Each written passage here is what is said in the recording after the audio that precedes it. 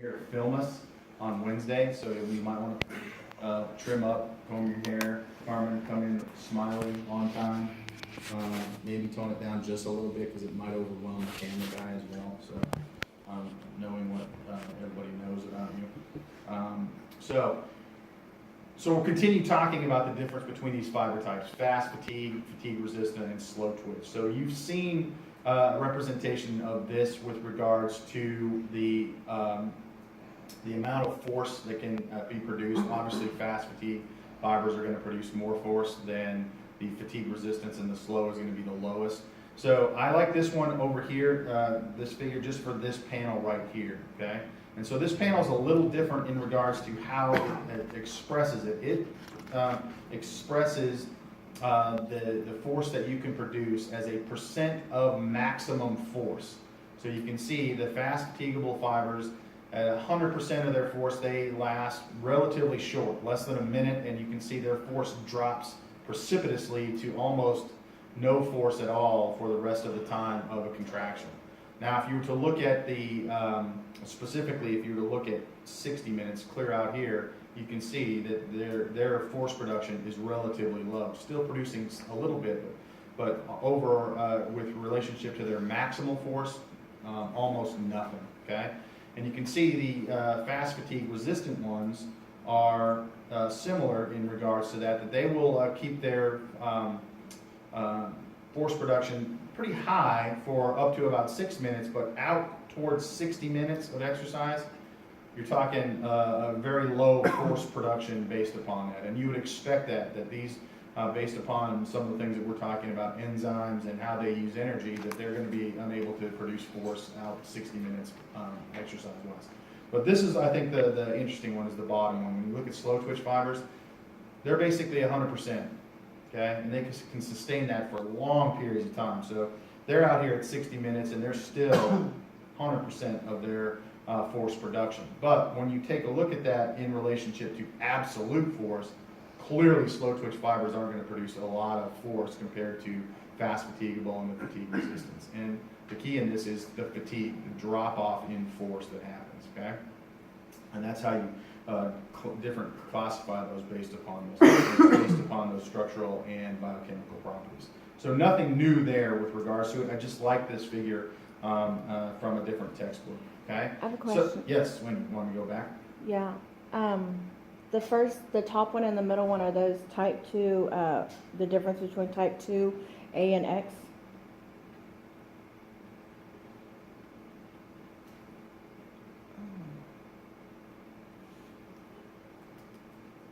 That cleared up? Yep. So type 1 fibers. So interestingly enough, this is, I think, somewhat surprising to people, but 50% of the fibers are slow twitch fibers in an average muscle. Even when you think about muscles like Lance, if you're talking about sprinter muscles, those muscles still have a high percentage of slow twitch fibers in them, despite the fact that if you're a sprinter, like a Usain Bolt, he's obviously maybe going to have a little higher percentage of fast twitch fibers genetically, but he's still going to have a large percentage of fast or slow twitch fibers in there. And that's good because, why? Because we recruit, obviously, from 1 to 2A to 2X, right? Mm-hmm. So even the sprinters will do that as well, okay? So if they don't have to, they're not going to want to use 2X fibers to walk around campus or walk to the grocery store, okay? Now, if they want to sprint to the grocery store, I don't know if Usain Bolt, if that's what he does. Does he do 100-meter sprints to the grocery store? Probably not. He probably walks just like you guys do.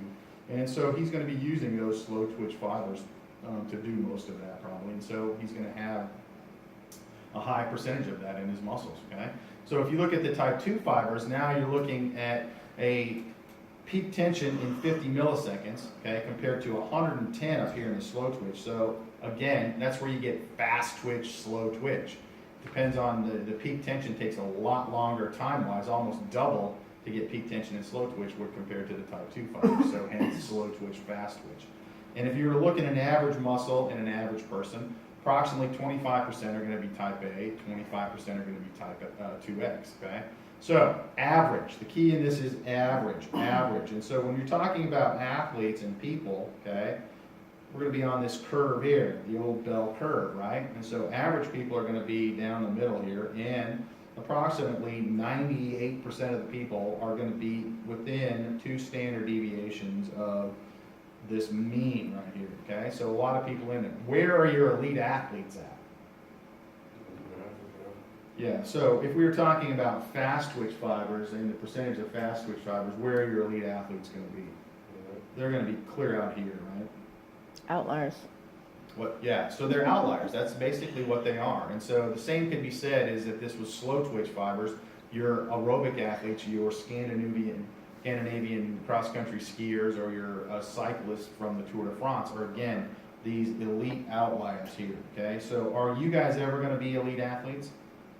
I don't want to crush your With dreams. the right mindset. With the right mindset, no, you probably wouldn't be. Or so based upon some work that you've presented in 2 presentations here recently in your sprinting starts, I've seen you, you're not going to be an elite athlete. But You know what? I'm gonna remember that when I'm doing my SB speech.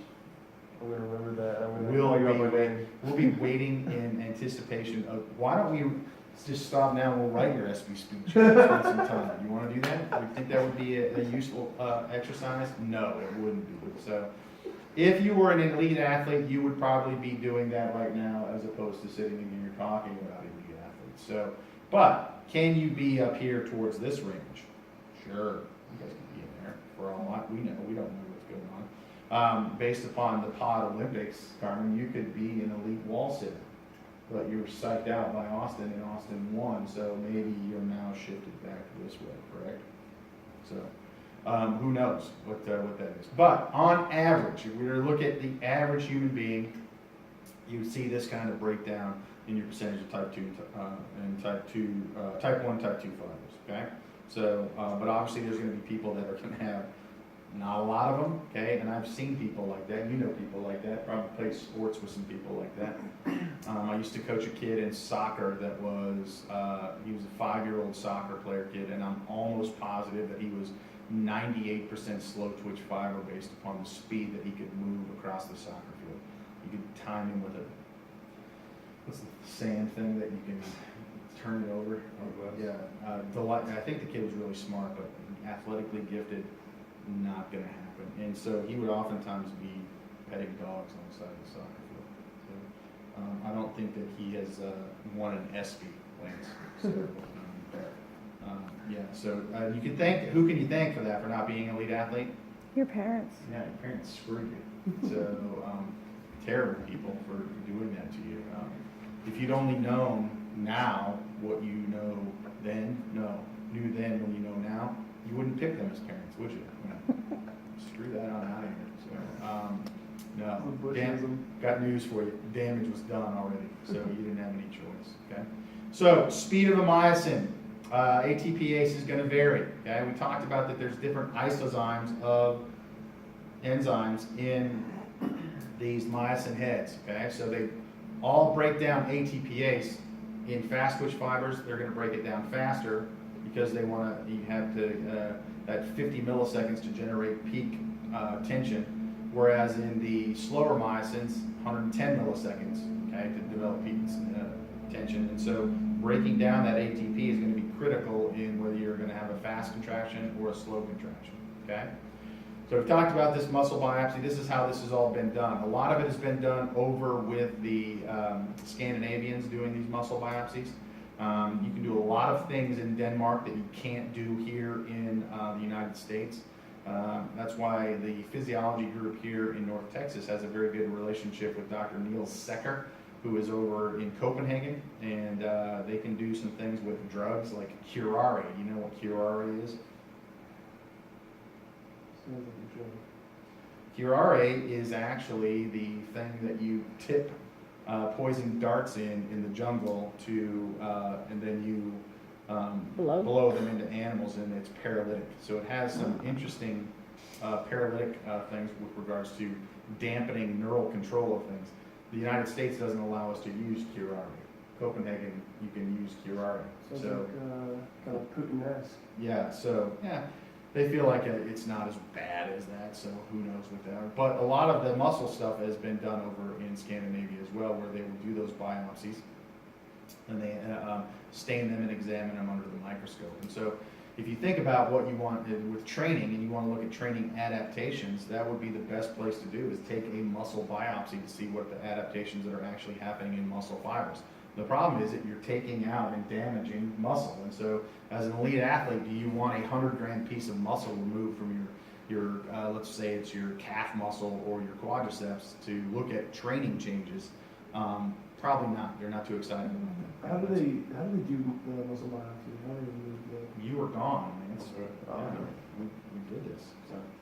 So they basically, this muscle biopsy is a needle like this. And so you can see it's got a hollow outer needle and then a very sharp inner needle.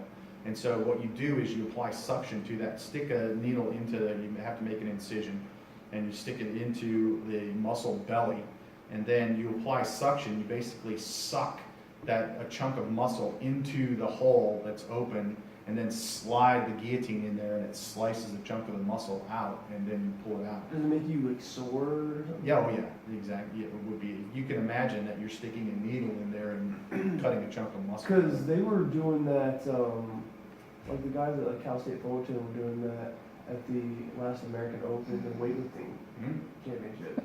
No, I don't want to Yeah. do that, So it's going to be, it's not That going thing to hurt, with like, Sarah it's not going to Bailey. be sore the whole time, Mhm. but it's going to be a, you know, a local, that it's a study wound. that You're I talked basically about wounding. before. Is that, I mean, doesn't they would They do do a like, muscle biopsy. is that something they would do like after the like they've done competing, or could you do that say before? If I was an elite competitor, you definitely wouldn't be doing it right Yeah. before the competition, but maybe they did it a couple weeks before the competition. No, they're doing it after. So if they're doing it after, so that would probably be okay because you've already Mhm. competed. But still, if you think about that, you're taking a chunk of muscle out of the muscle belly. Mhm. So that's an injury. That's not natural to go in there and Yeah. cut a chunk of muscle. So is there going to be an injury cascade with that? Yeah. So is the size of that muscle, which let's go back to this one, I'll give you a better view of it. So you can see that's a chunk of muscle coming out of there. Is that going to be performance altering? Mhm. Probably not, yeah. But if you're doing multiple biopsies in the same area, then potentially you're not getting maybe tissue regeneration or you're getting scar tissue there. Mhm. After time, you're like, yeah, this could be problematic. The other thing is you'll notice that you're basically putting that in blindly. So you're hoping that this area right here is just muscle belly as opposed to potentially a blood vessel or a nerve. So how do you know what you're doing there? And so basically you're relying on the fact that anatomy-wise that vessels don't run through that. They're usually deeper nerves. Obviously there's going to be small nerves and small vessels in there, but you're not hitting major ones. So, but if there is an abnormality or something anatomically that you're different than what they've normally seen, there's a chance that you just took a chunk out of something important. So yeah, so a lot of people aren't too cool with that. But again, usually this is relatively small, okay, and so that you're not too concerned about it. And the average person, they're doing it at the IM, and so they have the ability to do that at the IM. Now, the other thing that I had a neurologist that was interested in taking muscle biopsies, and what he did, he would then just basically open it up and open the skin up so that you can actually see some things like that. But now you're talking about that's very invasive, and usually that's for diagnosis as opposed to getting muscle for looking at exercise performance. So yeah, are you going to the muscle, these weightlifters, some of those guys, and these guys, aren't going to let you touch anything with regards to, they don't let you touch their water or their supplements or anything like that. Are they going to let you start sticking needles in their muscles No. and do stuff like that? Probably not. And so it ends up being one of those things where it won't happen. But then you can take these muscle fibers and you can do gel electrophoresis. Do you guys know what that is? So if you were to look at that, they would take your muscle fibers and you would place the samples here in the top of this gel, okay?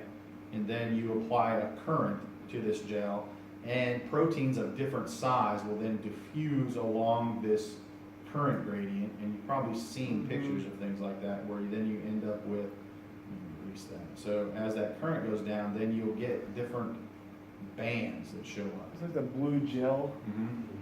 And so in different bands based upon will be different sized proteins, and so you can take a look at that, and based upon the kilodalton structure, you can identify certain bands being certain proteins, and then the isozymes are going to be very close, but they'll be different in regards to their chemical structure, okay? And so what you can look at is, specifically with this gel electrophoresis, you can look at the different types of myosin and look at this myosin ATPase with this gel electrophoresis. But that comes from typically this muscle biopsy that you've taken, and so you can then differentiate these type 1, type 2 fibers. A lot of work has been done with that, again, in Scandinavia. And then Phil Galnick was a guy at Washington State University to do that, okay? So, other differences, sarcoplasmic reticulum. What does the sarcoplasmic reticulum do? It stores the calcium. Stores and releases calcium, right? And so, if you have type 2 fibers, obviously, you're going to want to have calcium released from the sarcoplasmic reticulum faster. Would you agree? If you want a faster contraction. Well, the good news is type 2 fibers have a more highly developed sarcoplasmic reticulum that leads to faster calcium release, okay? So if you think about those videos that are online right now, and think about 1, 2, and 3, and at any point one of those is a rate limiting step, it may affect the speed of contraction, right? So for fast twitch fibers to generate their maximum tension in 50 milliseconds, you have to have a lot of things working in that case. Myosin ATPase, faster sarcoplasmic reticulum, because if it's slowed, if you have the same myosin ATPase and the speed is the same, guess what? That contraction speed is probably going to be the same. There's no difference between fast twitch and slow twitch, okay? So you have to have adaptations that are going to allow that faster contraction to occur. So we know that there's a faster myosin ATPase. We now know that the sarcoplasmic reticulum is getting calcium released faster, so that you can bind to troponin and cause a conformational change in tropomyosin, so the myosin hits and then bind to the actin binding sites, okay? Or myosin binding sites. So motor units, we already know this as well, okay? So we know that type 1 are small, okay? And type 2 tend to be larger, innervate more fibers. And we know from our talk about the nervous system, if you want to have fine motor movements, you want to have a small motor neuron, right? And so what are the eye or muscles that, instead of eye movement, is one that we said had very small motor units. So how many fibers did we talk about there? One neuron to what? Yeah, I think we said 23 to 25, didn't we? Yeah, so really small. And then you're talking about, this was for slow twitch, and then fast twitch, what did we say? One neuron could innervate how many? Yeah, 1,000 fibers, okay? So the motor units are going to play a critical role in that as well, is if you want fine movements, you're probably going to want slow twitch fibers innervating small number of fibers, whereas the fast twitch fibers, if you're interested in just big ballistic movements, you just want those fibers to just boom, fire. So maybe one motor neuron is enough to get 1,000 to fire at that point, okay? Again, review from our work and talk about the nervous system, okay? Again, this is something, now we're talking about power, okay? And so what's the difference between tension, force, or power? Force is in a force that's not or exerted, and then power is that same force over time. Right, so, It's impulse. yeah, so power is force over time, right? Velocity. So, this is, Work over time. What's your idea? yeah, work over time. So, again, as you would expect, because of their ability to generate force, their power is going to be this, will be mimic that, because this is the thing that, let me erase this. If we were looking at this work over time, or force over time, what's changing with these fiber types? This is, okay? And if we go back to this, we're talking about this. So if this is what's changing, and you put it over time, it's going to mimic the same thing. And so what you see is your type 2X have higher power compared to your type 2A and your type 1. Again, no, we would predict that, okay? So one of the key things is, regardless of the fiber type, all muscle fiber type reach peak power at 20% peak force. Okay? So what does that mean? Whoops. If you apply too much force, you're too slow to get the greatest power out of it. Okay, so it looks like the peak is here for slow twitch. Peak is here. They're actually a little less, approximately 20%. So they're right here. Okay? So what do we make of that?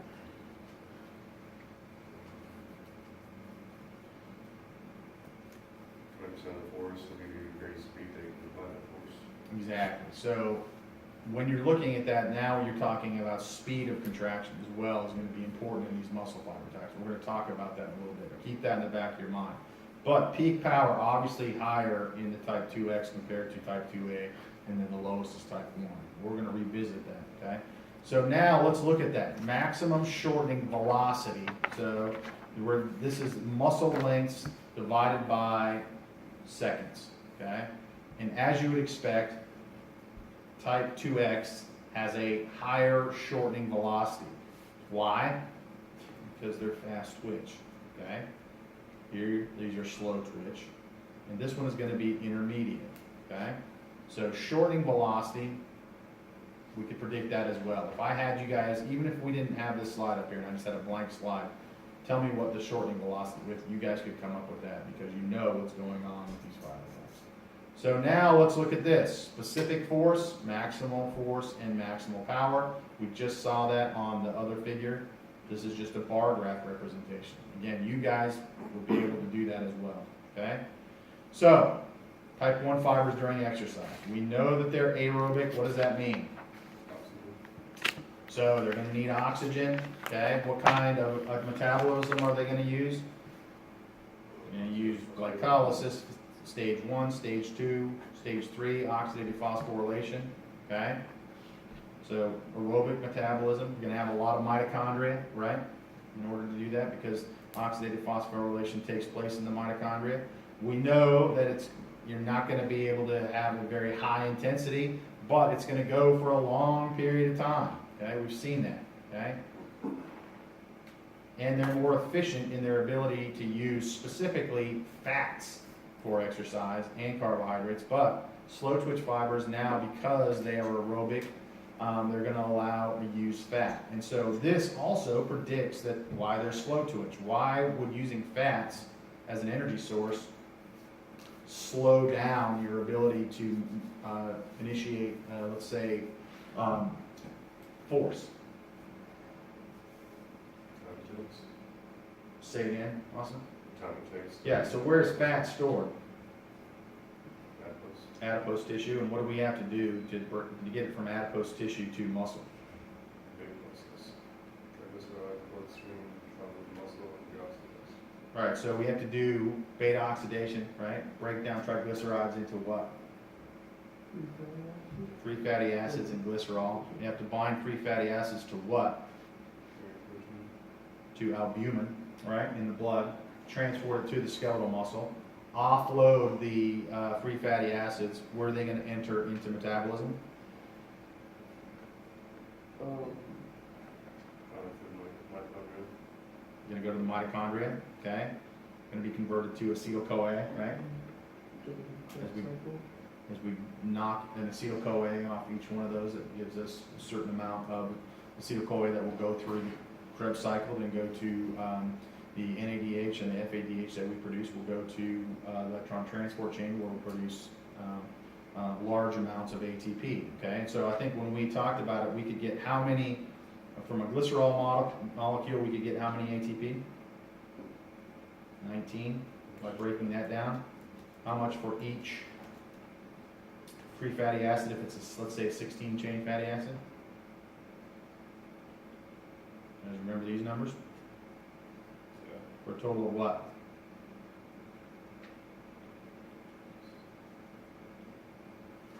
Per free fatty acid, again, that was a 16-chain triglyceride. You can get 336 ATP, but long process to get it from here to here, right? So that is going to then be slower than our ability to do anaerobic metabolism, okay? So again, now metabolism is also affecting this because the energy that we're using for this contraction, if it's coming from fat, it takes a longer time to get it there, okay?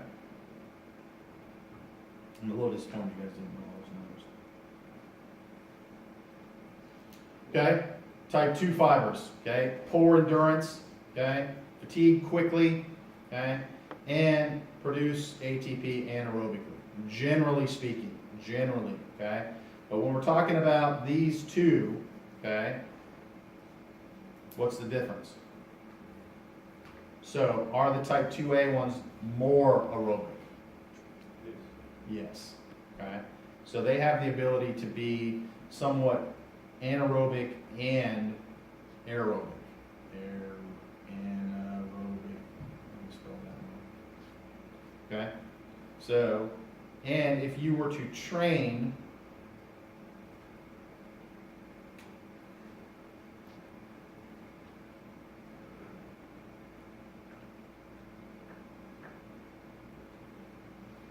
or if you were an average person and you started training aerobically, would you get more type 1 fibers, less type 2X fibers?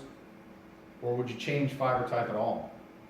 Just take all the characteristics of each other? So what would happen is, likely is the 25% that approximately is here, because it has the ability to behave anaerobically or aerobically, is if you're doing more aerobic work, your body is going to say, well, let's make these 2A fibers behave more aerobically, okay? And if you're doing more anaerobic work, let's have these fibers behave more like the type 2X fibers, more anaerobic, okay? So you don't get any fiber type changing, okay? What you do is you get adaptations that the type 2A, which have the ability to kind of be right there in the middle, will behave differently with that regard. So, can you train a sprinter to be more aerobic? Yes. Can you train an aerobic athlete to be a better sprinter? Yes, you can, okay? So, are they going to be, is a very high aerobic athlete going to be a really exceptional sprinter? Probably not, exactly, because the fiber type is probably they're more slow twitch, and you're not going to get slow twitch fibers that are going to change to fast twitch fibers.